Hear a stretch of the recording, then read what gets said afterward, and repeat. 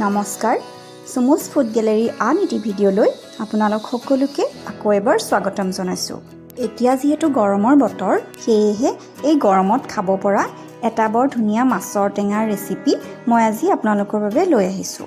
একেবাৰে সহজ আৰু একেবাৰে সাধাৰণ এটা ৰেচিপি আৰু কম সামগ্ৰীৰে কম সময়ত বনাব পৰা এটা খুব ধুনীয়া ৰেচিপি। আজিৰ এই মাছৰ ৰেচিপিটো মই নেমু টেঙাৰ সৈতে বনাইছোঁ। আশা কৰোঁ আপোনালোকে ভিডিঅ'টো চাই ভাল পাব। তেনেহ'লে ভিডিঅ'টো শেষলৈকে চাই থাকক আৰু আপোনালোকে যদি মোৰ চেনেলটো এতিয়ালৈকে ছাবস্ক্ৰাইব কৰা নাই তেনেহ'লে প্লিজ ছাবস্ক্ৰাইব কৰি দিব আৰু কাষতে থকা বেল আইকনটো ক্লিক কৰি অল কৰি দিব। তেতিয়া আপোনালোকে মোৰ নতুন ভিডিঅ'সমূহৰ নটিফিকেশ্যনসমূহ পাই থাকিব। তেনেহ'লে আহক আজি ৰেচিপিটোৰ দিশে আগবাঢ়োঁ। এই ৰেচিপিটো বনাবৰ বাবে মই লৈছোঁ কেইটামান পুঠি মাছ, 3টা মিডিয়াম সাইজৰ আলু এইদৰে সিজাই লৈছোঁ, এটা লৈছোঁ কেঁচা জলকীয়া, সৰু চামুচেৰে এচামুচ পাঁচফোৰণ আৰু লৈছোঁ ডাঙৰ চামুচেৰে 2 চামুচ নেমু ৰস। প্ৰথমতে মাছকেইটা বাছি লৈ ভালদৰে ধুই লৈছোঁ আৰু তাৰ পাছত তাত নিমখ আৰু হালধি দি ভালদৰে সানি লৈছোঁ।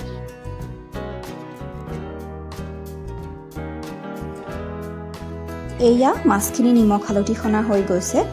এতিয়া এখন কেৰাহীত মিঠাতেল গৰম কৰি তাত মাছখিনি ভাজি ল'ম।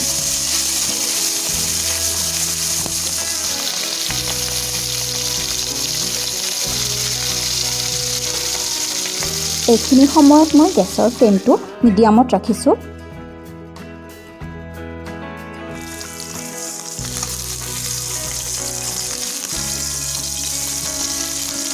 এয়া মোৰ মাছখিনি ভজা হৈ গৈছে। এতিয়া সিজাই থোৱা আলুখিনি হাতেৰে এইদৰে পিটিকি ল'ম।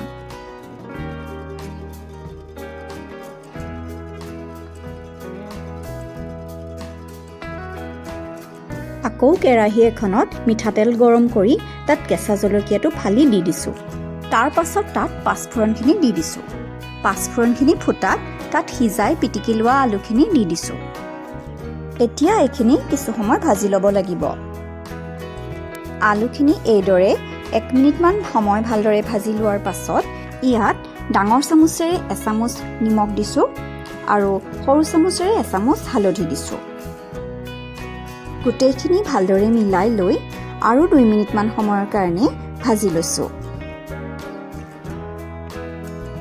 এতিয়া এইখিনি 1 মিনিটমান সময়ৰ কাৰণে ঢাকোন মাৰি সিজিব দিছোঁ। 1 মিনিটমান সময়ৰ পাছত ঢাকনখন উদঙাই দিছোঁ। আলুখিনি খুব ধুনীয়াকৈ ভজা হৈ গৈছে। এতিয়া ইয়াত প্ৰায় 2 গিলাচ পানী দিছোঁ।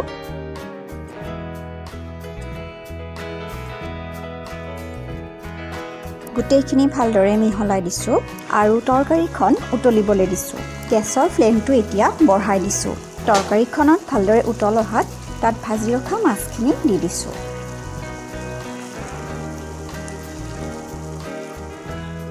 একেবাৰে শেষত ইয়াত নেমু ৰসখিনি দি দিছোঁ। আপোনালোকে যদি বেছি টেঙা খাই ভাল পায় তেনেহ'লে ইয়াত আৰু 2 চামুচমান নেমু ৰস দিব পাৰে। গোটেইখিনি ভালদৰে মিলাই দি আৰু 2 মিনিটমান উতলাই গেছৰ ফ্লেমটো অফ কৰি দিছোঁ। এয়া আমাৰ নেমু টেঙাৰ সৈতে ৰন্ধা মাছৰ তৰকাৰীখন খাবৰ বাবে ৰেডি হৈ গৈছে। এতিয়া গৰমে গৰমে ভাতৰ লগত এই তৰকাৰীখন পৰিৱেশন কৰিব পাৰে। গৰমৰ দিনত এই তৰকাৰীখন খাবলৈ খুবেই ভাল লাগে।